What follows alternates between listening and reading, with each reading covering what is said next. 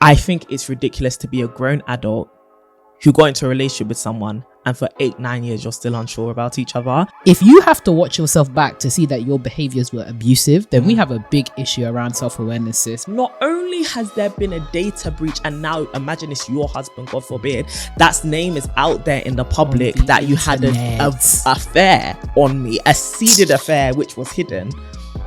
It now turns out you were cheating on me with AI.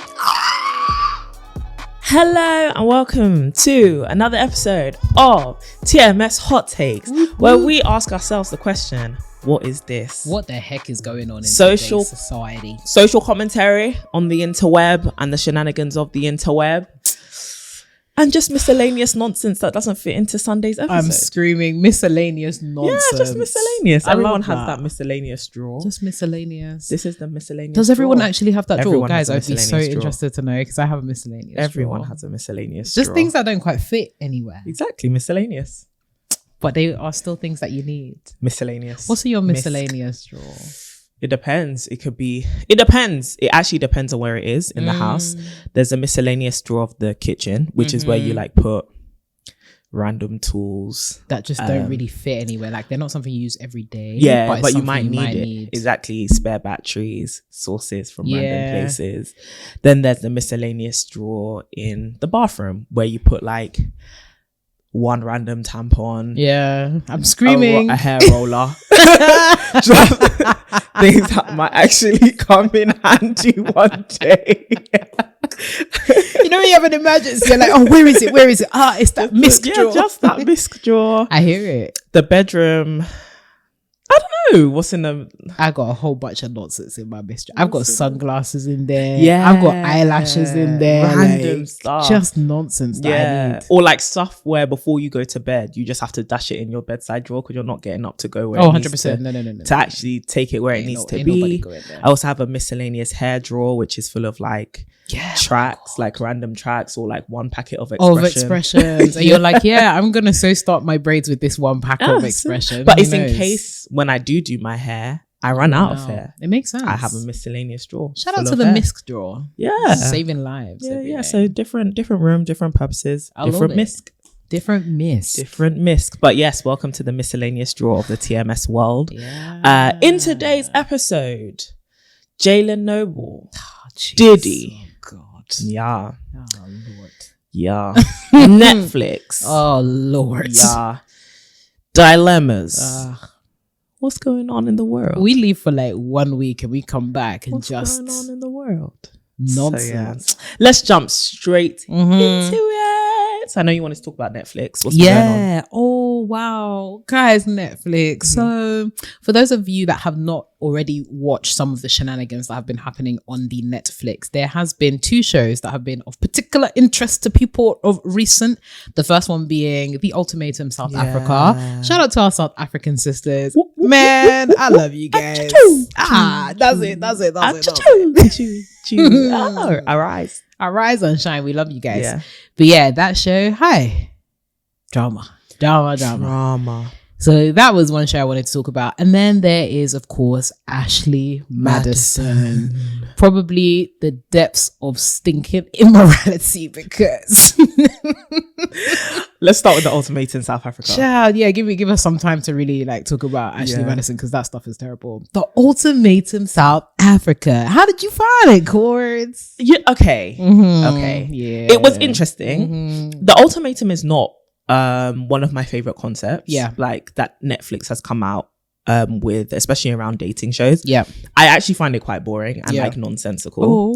Because it doesn't make sense to me that this is the method you're gonna go about to find out if you're compatible. You want because it's just like, of all the people in the world, you may not want to be with your partner, but it may not be this room of 8 people or whatever that would make you realize that. I also think it's dumb because breaking up with somebody overnight and suddenly entering into another relationship with someone is very unrealistic. And I feel like no one then fully gives themselves into it because it's like the boundaries thing, which you can clearly see in the Ultimatum South Africa came up a lot, which is you are still my boyfriend, basically. You are actually, there's no, we've broken up hypothetically because of this game show, but really and truly every feeling that I have. So I just feel like it just inevitably leads to people feeling betrayed and it's unnecessary drama. So to me, as a concept, it just doesn't make sense. Yeah.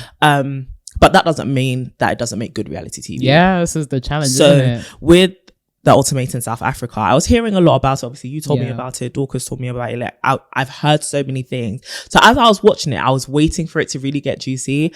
That season is so slow in the beginning. It is so slow. I was just like, none of this actually piques my interest. Like, obviously, certain characters or people had quirks that made them interesting, but I found it quite boring until it got to the dramatic part with the whole like. Also, just a spoiler alert for those that have not watched it. Yeah. Spoiler alert, click away. This is not for you. Where it was getting to the point where like certain infidelity happened. I can't remember everybody's names, but I think it was Lebo and Nola. Yes. And it's just like, okay, all of this has happened, but what did you expect? So anyways, Lebo, I'm sorry. Yeah. No, it's actually also, that man is just a dirty liar. I'm in love with you. I didn't touch that woman. Yeah, no, I just thought it was so dumb because it's going to be on camera. You know, this thing is being recorded. So how long will your lie actually uphold? And then I also found that what he did was really, even more offensive because he was literally gaslighting. It's her name Ruth. He was literally gaslighting Ruth into like, why would you tell Lebo we slept together? Because you literally were on camera. And also it's going to come out, my dear. Me. I'm so confused. So I just thought that was like, talk about a villainous story. Yeah, it was quite serious. He was very out of order. I found Isaac to be an interesting character. To be fair, I got where he was coming from with the girl. The girl who was abusive. Kanya. Yeah, Kanya, that's it, sorry. Kanya was a mess. Isaac was a mess. I feel like Kanya, I don't understand how Netflix has not painted her worse, because if a guy did to Nkateko,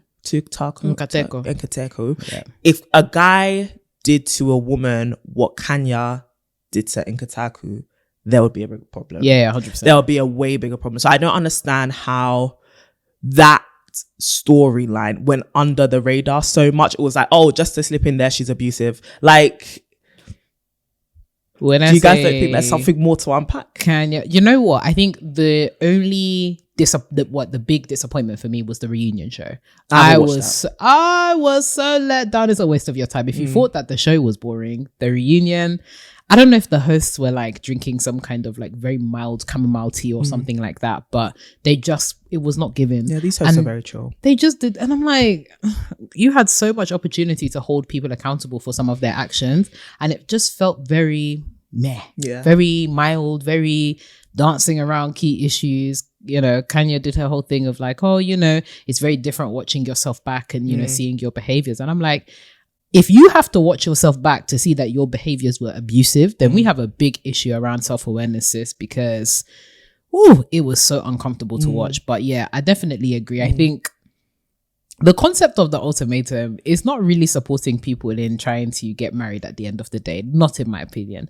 For those of you that are not aware of what the ultimatum is allegedly supposed to do, essentially you come in with your partner, one person has issued an ultimatum, which if you need to marry me at the end of this experiment, or we go our separate ways. And you have a whole variety of different people. You have people that have been together for like 6 months and they're like, if you don't marry me, which I thought was such a dumb thing.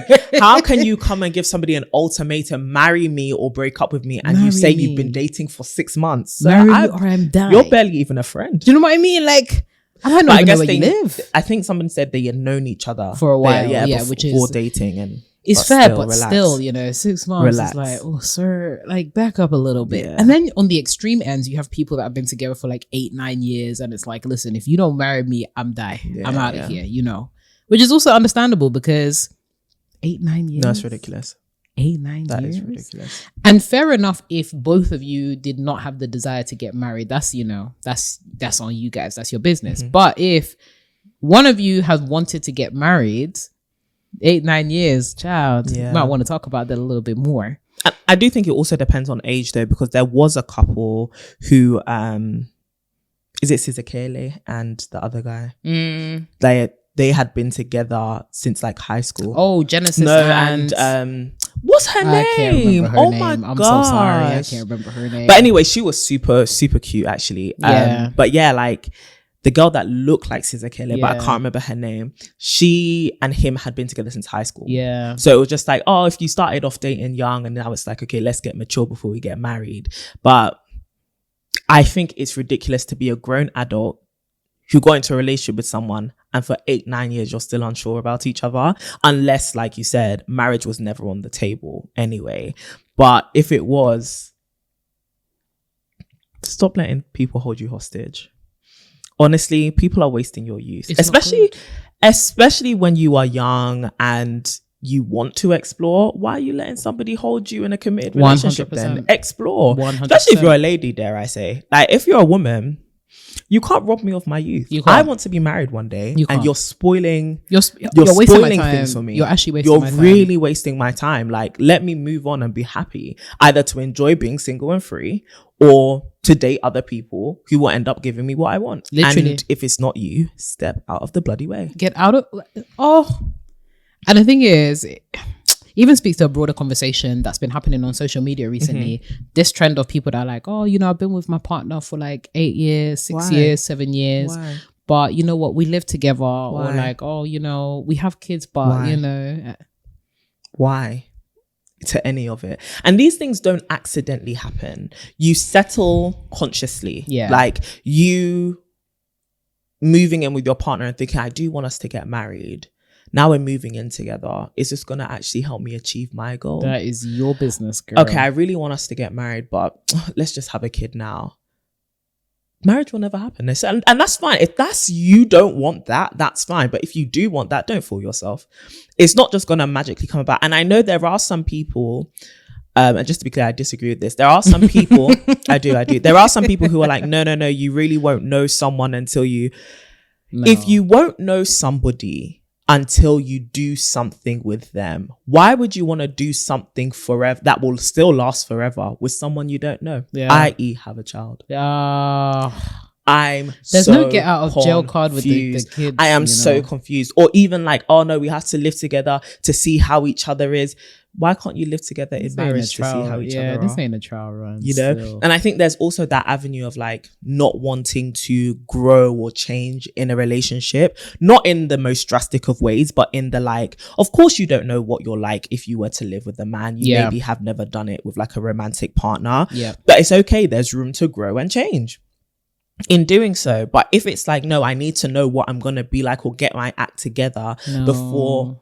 But if you can do that whilst doing a relationship, why can't you do that whilst being in a marriage? And I guess the thing is, what if I don't like it? What if? Do you know what, Courtney?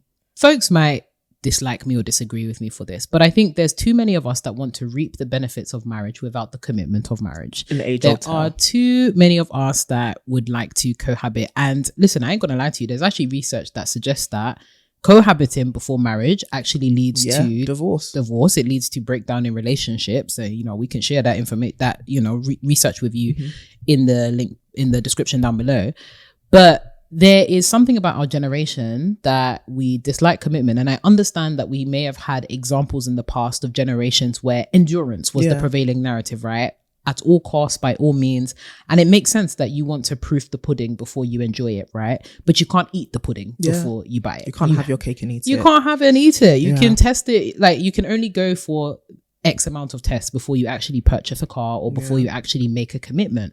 And there's too many of us that are joyriding in cars that we have no claim to because we haven't bought it. It's an age-old tale. It's an age-old tale. And like you said, the statistics back it up. I think the interesting thing that lies at the bottom of it, though, is people having this misconception that if I am not prepped and primed to do it perfectly the first time, I don't want to do it. Yeah. And it's like, you can't practice with the real thing. Yeah. There are some things which are just, you'll get it when you do it. Do you get what I mean? So it's like, okay, how can I perfectly prepare myself for marriage? Let me act like I'm in a marriage. Nah. Well, then why don't you just enter into a marriage and practice on the job? Do you get what I mean? This is not a dress rehearsal. Yeah. This is the actual thing. And I think we don't want to, because we are scared of messing it up, we end up messing it up because we're forgetting that what we are doing is basically the real thing. And I agree with you. I think it is a matter of wanting to stray away from this idea of endurance and having to suffer through a relationship. And so people are trying to do all the screening, all the, let me get all my checks and balances. Let me make sure I really, really, really, really know you. But what that doesn't leave room for is the fact that people are ever changing. The person who you may get to know now, there is nothing to suggest that they will still be the same person next year. They will still be an adapted, evolved person. Also, life happens. Things can easily change or go wrong, or an accident, or a person going through a bout of like depression or something, a miscarriage. Something can come and shift the person that you've always known. And I think if we don't train ourselves to be committed, literally for better or for worse, and we're constantly having kind of this 1 foot in, 1 foot out approach, that's what leads to divorce. As soon as this becomes inconvenient, I'm out of here. Because I've had this 1 foot in, 1 foot out approach, but now there's actually more on the line. Truly. And can I just say, especially for women, don't settle. Don't be waiting on that man. And listen, chances are if you get to about like 5, 6, 7 years and you have to give this man an ultimatum to marry you, I don't know if that man wants to marry you. Especially my sisters out here, speaking to the heteronormative relationships in particular, don't be out here waiting on no man that, don't be waiting on that ring, because we're all about intentionality here. And I think it speaks to a man's character or anybody's character to set the intentions before they endeavor. And I was actually listening to something that was talking about the difference between dating nowadays and then courtship. Courtship being very intentional, very much thinking about preparation for marriage. And I think many of us as women, we've spoken about this on the podcast before, but I do think that many of us as women shy away from making demands from our partner during the courtship process. We enable folks to enter into a dating process with us, even though what we actually desire is courtship. And we settle, the more you settle in the beginning, child, the distance between you and your ambition of getting married will just get further and further and bigger. Like, and I love what you were saying about the fact that you can never truly know anyone ever. And I think that, you know what, it kind of speaks to Ashley Madison, because that stupid my Lord, have mercy. That stupid docuseries. Guys, like I the thing is, I wouldn't say that I have delicate sensibilities, but Courtney, it's quite disgusting. I was genuinely, it was so morally apprehensible. Quite disgusting, actually. It was genuinely one of the most egregious things that I've seen. But just to give a bit of context to folks that are listening, Ashley Madison. Sorry, before we go into that, I did want to say one last thing on the ultimatum though, and what you were saying around expectations. Yes, it's important to set expectations, but I think the biggest thing is actually follow through with the repercussions. I think that's why a lot of people end up staying around. You said, I expect to be married, but I did it. That doesn't happen. No conversations have happened, and there's no real true reason why it hasn't happened, and you're still sticking around. You need to actually, girl, pack your bag, get real ballsy and get out. Like you need to actually enforce your the consequences. Like you can't give somebody an ultimatum without consequences. You need to tell somebody, these are my expectations, and because these are my expectations, if they are not met, a lot of us think repercussions is all about anger and conflict, and I'm going to lash out and I'm going to be angry. No, I'm removing myself from the situation. Do you get what I mean? Like I have my desires, I have my goals. We've agreed to them. If I start seeing that it's not happening, what do people do when they're at a job? They resign. They have to go. I'm out of here. Here's my notice. I'm gone. Why? We had this conversation and it's not working. I think that's how you stop your time from actually being wasted. You allow yourself to enforce the repercussions, but so many women get scared because like, but I'm older now. Who will actually want me? I have to start again. You'll be in this place wasting your time forever. Listen. You will. You'll be here wasting your time forever. And I'm sick of people, that whole sunk cost fallacy, right? Of like, oh, but I've spent this long in the relationship. Why should I leave now? Because spending more time in it is just as stupid. It's wasting time. It's actually worse. So don't waste your time and actually enforce the repercussions. Leave that man. Leave that man. until he gets, and sometimes that's actually, people don't learn until that happens, right? And then they come back and they're like, actually, the idea of now living without you, but also you have to be open to the reverse, which is that person might realize, I didn't want to be with you in the first place. 100%. And that's good, because now you're no longer a hostage. And the thing, now you're no longer a hostage situation. Listen, some of you guys be given ultimatums. You need to be handing in your notice. Thank you. Thank you. You need to enforce the consequences, or it doesn't work. If you're just all mouth. And it's not to say that, we should give men a reason to marry us. But if somebody is enjoying full access to you and he is not providing you what you need to thrive in your relationship, which is a commitment, it's okay to desire commitment, by the way, then you have to go. And you never know. In fact, I've heard so many stories of people that have been in long-term relationships with people, have decided to leave, and within a year or two, child, look at Diddy and Cassie. Diddy and Cassie were together for like 10 years, and then she left, she got engaged, and she got 2 babies within like 3 years. Because somebody out there will give you what you want and treat you how you deserve to be treated. And again, not everybody wants that. So it all comes down to, what are your expectations, right? And what are your goals? If this is somebody who has signed up and said yes to all of that stuff, my darling, if it doesn't come, you are being deceived. Yeah. You are in a fraudulent circumstance. You're being held hostage. You are being held hostage. But then also, stop. You are also at fault, because you are allowing yourself to be held hostage too. And there is a lot that goes into it. There's the self-esteem, there's the society's pressures, the timelines. There is also the genuine love, the love you have for this person. We understand all of that, but it's a hurdle worth overcoming. It is. Get out of there. And it's like, does that person really love you though? Anyway, let me leave that. You're probably just convenient. Yeah. It's probably just very convenient that they haven't had to keep up their end of the bargain. And again, there are so many factors that go into this, because maybe you haven't had the conversation before and you've realized, actually, this is an innate desire for me, but I haven't articulated it. The next step is articulation. But if you have articulated it and the expectations still haven't been met, especially after they've been agreed to, this is a deceptive situation. Yeah. The deliverables have not been met. No. Contract terminated. We're out of here. And if you're somebody that does desire marriage, there's a whole bunch of prep. There's work to do. Get out of that situation. If you're in a long-term relationship right now, please, we're here to liberate you. It's time to pack your bag and be going. Hand in your notice. If it's not working. Yeah, if it's not working, but also if it's not for you and it's something that if you genuinely desire marriage and you've gone to a place in your relationship where you feel like you are making massive concessions, because the desire for marriage, like not having that fulfilled, is a massive concession. So if you feel like you are in that current situation, you may need to evaluate whether you should still be in that relationship.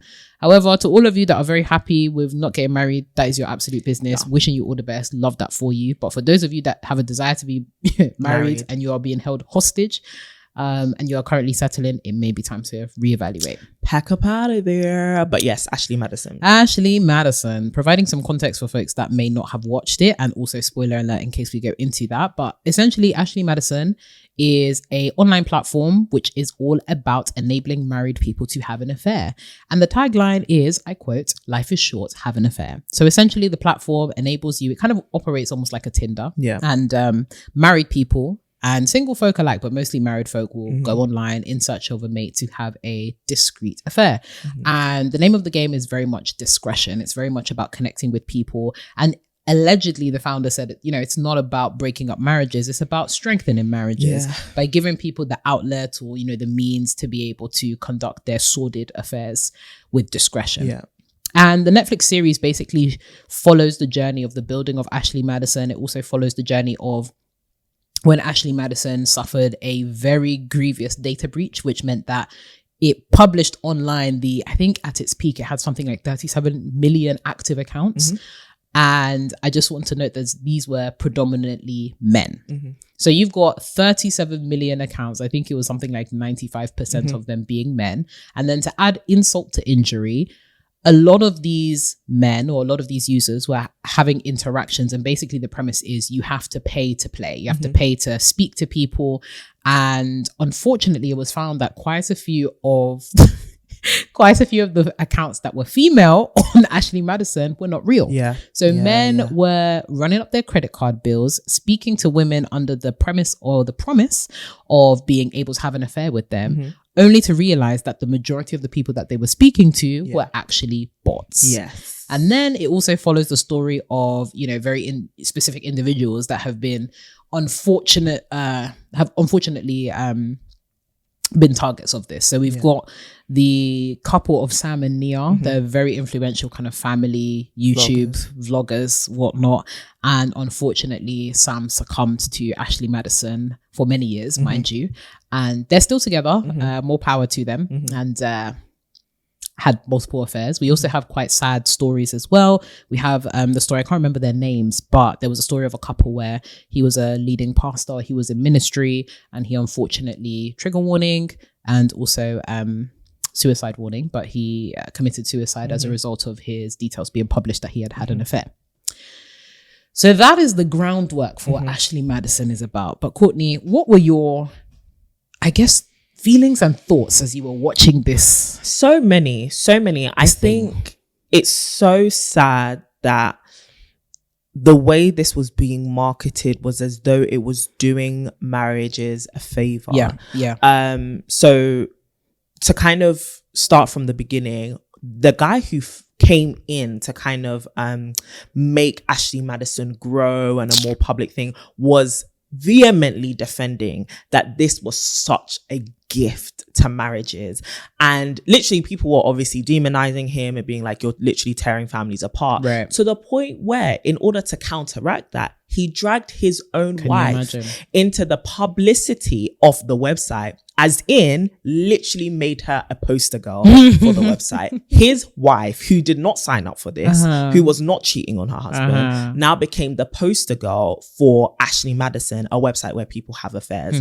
And this man sat next to her on multiple interview platforms, multiple news channels, and said their marriage actually is not filled with infidelity. He's very faithful to his wife. He's never had an affair on his wife. Comes to find out, he even has his own personal supply of women who he's having affairs with, because he himself does not use the platform, but he does participate in the act of adultery.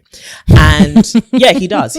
So he was lying and using, and I think it's really sad that his wife had to go through that, because I just thought, imagine having to sit next to your husband to publicize something which you don't use, for him to say he doesn't use it either, only for him to be using it. And when all of this stuff is actually exposed, he not only steps down as the CEO of this company, but now your marriage is out there for no reason. For the dogs. For no actual reason. How embarrassing. Secondly, what on earth do you mean enabling people to have an affair will strengthen their marriage because then they get to be happy?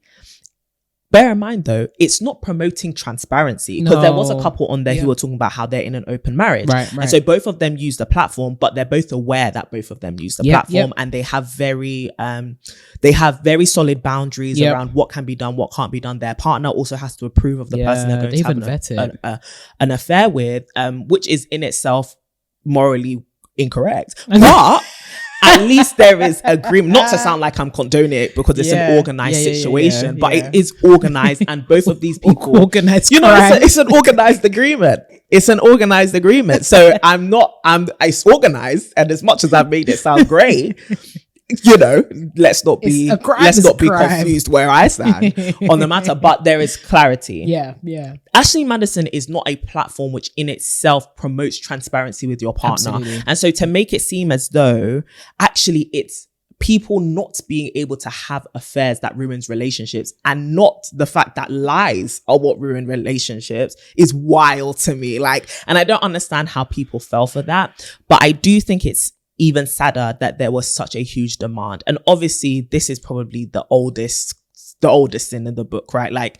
You have people who want to have affairs. Commitment is very hard. Marriage is very hard, and people want to have affairs. And it's just sad to see how many people were using the platform to cheat on their wives, more specifically. And then to add an insult to injury, not only has there been a data breach, and now imagine it's your husband, God forbid, that's name is out there in the public that you had an affair on me, a seeded affair which was hidden. It now turns out you were cheating on me with AI. or a customer service rep. And you know what? It's the fact that the credit bill will be running. There were even guys, no, deep it. There were even wives that will call up Ashley Madison like, hey, I've seen that there is this charge on our joint credit card. What's going on? The customer service assistant will now come and lie and say, oh, you know, it's for XYZ, you know, don't worry about the charge. They might even refund you only for them to run up the bill again. So you mean I now have to sit across the table from my husband and ask him, excuse me, sir, why are you spending £1,000 here or X amount of money trying to buy these coins to speak to AI? Because I see your name has been listed on this website. This public platform. Disgrace. Public disgrace. Why do people like shame again? Oh, why do they like it? Disgrace. And this is the thing. Like, obviously, they went through a whole big issue class action suit of people suing them for the fact that their data wasn't protected. Why was your name there? Why was your name there? And this is what happens in dark. It always come to light. It will always come to light. And I think that's the sad thing. It's like, this only exposed who you actually are. The issue wasn't the exposure. The issue is, why are you cheating on your spouse? And you know, that is the bigger issue. You know what? Yeah. And like I said, wishing this particular couple all the best, Sam and Nia. But that story infuriated me, because how is it